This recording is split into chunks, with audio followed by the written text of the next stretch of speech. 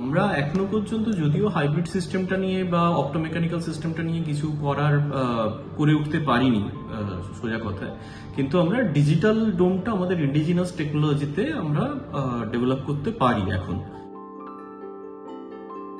মানুষকে অ্যাটলিস্ট একটা সামান্য ব্যাপার, যে একটা অন্ধকার আকাশের নিচে দাঁড়িয়ে কিভাবে পূর্ব পশ্চিম উত্তর দক্ষিণটা ঠিক করতে হয়, এইটুকু ব্যাপার যদি কাউকে ভালোভাবে বুঝিয়ে দেওয়া যায়, আমার মনে হয় অনেকেই সেটা জানেন না। ডিজিটাল ডোম, আকাশ দেখা। এতদিনে এই জিনিস অবশ্য বিড়লা তারামণ্ডল কিংবা সায়েন্স সিটিতে দেখে ফেলেছেন অনেকেই। তবে নাগপুরের পর এবার কলকাতায় দেশীয় প্রযুক্তি ব্যবহার করে স্থায়ী ডিজিটাল ডোম তৈরি হচ্ছে বিড়লা ইন্ডাস্ট্রিয়াল অ্যান্ড টেকনোলজিক্যাল মিউজিয়ামে। বিড়লা তারামণ্ডল কিংবা সায়েন্স সিটিতে এই ধরনের ডিজিটাল ডোম রয়েছে, তাহলে কেন বিড়লা ইন্ডাস্ট্রিয়াল অ্যান্ড টেকনোলজিক্যাল মিউজিয়ামে আবার এই ডোম তৈরি হচ্ছে? সংস্থার ডিরেক্টর ইটিভি ভারতকে জানালেন এর বিশেষত্ব। প্রথমে বলি, আমরা আমাদের দেশে যত জায়গায় এই ডোম প্রজেকশন বা প্ল্যানেটারিয়াম ধরনের যে সমস্ত এস্টাবলিশমেন্টগুলো আছে, সেইখানে সব জায়গাতেই এটা ডিপেন্ড করে বাইরে থেকে আনা প্রযুক্তির ওপরে। এবং তার জন্য কি হয়, যেহেতু বাইরে থেকে ইম্পোর্ট করে আনতে হয়, তার জন্য এর কস্টটা প্রহিবিটিভ হয়ে যায়, খুব বেড়ে যায়।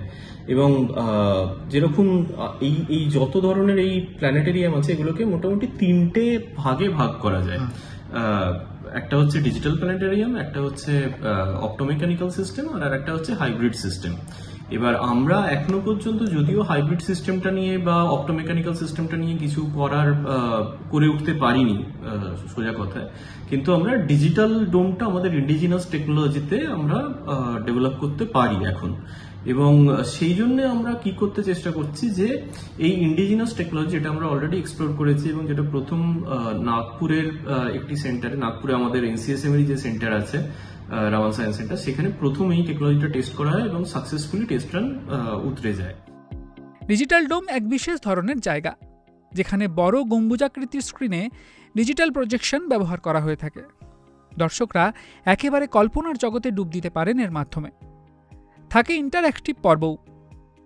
সায়েন্স সিটি বা আমাদের এখানে যে বিড়লা প্ল্যানেটারিয়াম আছে, তারা থাকা সত্ত্বেও আমাদের এখানে করার পেছনে দুটো কারণ। একটা হচ্ছে আমরা এই যে নতুন ইন্ডিজিনাসলি ডেভেলপ করা টেকনোলজি, এটার উপর ফার্দার R&D করতে চাই, তার জন্য একটা সেট আপ দরকার হয়।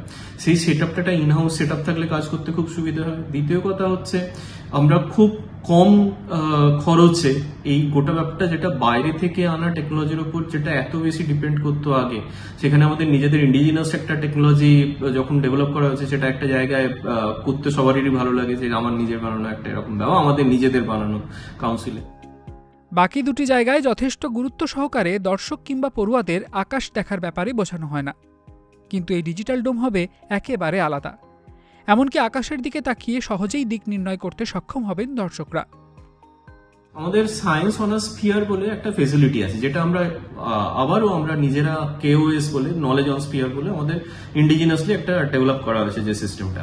এইখানে কি করা হয়, যে নানা রকম কন্টেন্টের সাথে একজন গোটা ব্যাপারটা বুঝিয়ে বলেন আর কি, একজন ডেমনস্ট্রেট করার জন্য থাকেন। এবং তাতে কি হয়, আমাদের যারা দর্শক বন্ধু আছেন বা ছোট ছোট ছেলেমেয়েরা আছেন, তাদের সাথে আমাদের এঙ্গেজমেন্টটা অনেক বেশি হয়।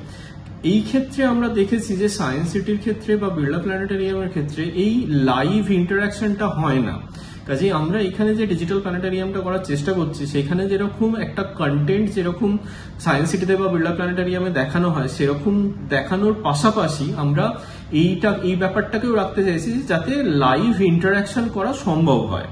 এবং তাতে কি হয়, মানুষকে অ্যাটলিস্ট একটা সামান্য ব্যাপার, যে একটা অন্ধকার আকাশের নিচে দাঁড়িয়ে কিভাবে পূর্ব পশ্চিম উত্তর দক্ষিণটা ঠিক করতে হয়, এইটুকু ব্যাপার যদি কাউকে ভালোভাবে বুঝিয়ে দেওয়া যায়, আমার মনে হয় অনেকেই সেটা জানেন না। এবং স্পেশালি ছোট ছোট ছেলে মেয়েরা, যাদের কাছে ব্যাপারটা খুবই আগ্রহ উদ্রেককারী হতে পারে। বিড়লা মিউজিয়ামে যে ডিজিটাল ডোম তৈরি হবে তা আকারে অনেকটাই ছোট, সাইজ হবে 7 মিটারের মতো। ইতিমধ্যে তার কাজ শুরু হয়েছে বলে জানালেন মিউজিয়ামের সিনিয়র টেকনিশিয়ান। যেটা করতে চলেছি সেটা হচ্ছে আমাদের একটা ডোম হবে, মানে গ্লোবের একটা হাফ পার্ট, মানে হেমিস্ফিয়ার। তো সেটা করতে গেলে যেটা দরকার, সেটা প্রথমে আমাদের উডেন স্ট্রাকচার হচ্ছে, এরপরে আপনার এই উডেন স্ট্রাকচারের ভিতরে ক্লে হবে, ক্লের উপরে থার্মোকল হবে, তারপরে গ্লাস ফাইবার পড়বে, হয়ে আমরা একটা 1/4 অফ এ গ্লোব করবো। আমরা সেই 1/4 থেকে আমরা ফাইবার গ্লাসের মোল্ড বানিয়ে ফুল একটা গ্লোব তৈরি হবে। এবং সেটা আমাদের কলকাতায় এবং দেশের বিভিন্ন প্রান্তে সেটাকে আমরা ইনস্টল করব, যার মাধ্যমে আমরা তারামণ্ডল শোগুলো দেখাবার চেষ্টা করব। তো এইটা হচ্ছে তার একদম ইনিশিয়াল স্টেজে এবং এটা শুরু। যদিও এমন অনেকেই রয়েছেন যারা এখনও ডিজিটাল ডোম সম্পর্কে অবগত নন, তাই একবার স্বাদ নিতে বালিগঞ্জের বিড়লা ইন্ডাস্ট্রিয়াল অ্যান্ড টেকনোলজিক্যাল মিউজিয়ামে অবশ্যই ঢু মারুন। দর্শক এবং পড়ুয়াদের জন্য এই মিউজিয়ামে ডিজিটাল ডোম পাকাপাকিভাবে খুলে যাচ্ছে 4-5 মাসের মধ্যেই। কাজ শুরু হয়েছে, আশা করা যাচ্ছে 5 থেকে 6 মাসের মধ্যে আমরা গোটা ব্যাপারটা সেটা তাহলে এবছরের শেষের দিকে আশা করছি। হয়তো এই আকাশযান থেকে শুরু করে বিজ্ঞান তথা বিজ্ঞান ও প্রযুক্তিগত যে সমস্ত বিষয়গুলো রয়েছে, সেই বিষয়গুলো যাতে খুব সহজে জানতে পারে, বিজ্ঞানের সঙ্গে অর্থাৎ ক্লাসের পাঠের সঙ্গে হাতে ধরে শিখতে পারে, সেই বিষয়টি যেন গুরুত্বপূর্ণ সহকারে শেখাচ্ছিলেন। ঠিক তেমনি এবার খুব সহজে আকাশ দেখা, আকাশের তারা গোনা কিংবা কোন তারাকে কী নাম তার সেগুলো চিহ্নিত করার পাশাপাশি খোলা জায়গায় আকাশ দেখে দিক নির্ণয়ের পাশাপাশি যাবতীয় বিষয়টা যাতে খুব সহজে শিখতে পারে সেই ব্যবস্থাই করা হচ্ছে। কলকাতা থেকে শাহজাহান পুরকাইতের রিপোর্ট, ETV ভারত।